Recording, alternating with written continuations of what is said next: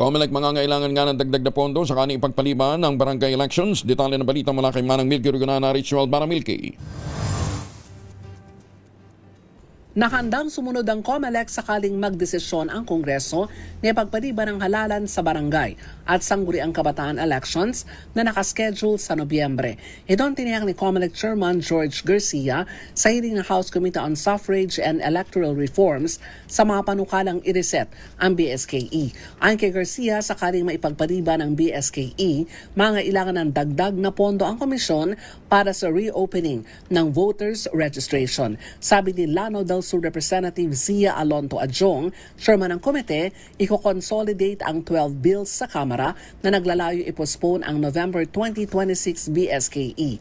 8 out of 19 billion pesos ang nagamit na ng COMELEC. Sa 11 billion pesos na natitira, 9 billion pesos ay para sa honoraria ng mga guro, kung saan tinatayang 1 milyon ang maglilingkod sa kabuang 225,000 na presinto sa buong bansa. At ang natitirang 1 billion pesos naman ay para sa training. Ako si Milky Rugunana, nagulat para sa DZRH, una sa Pilipinas, una sa Pilipino. Maraming salamat, Manang Milky.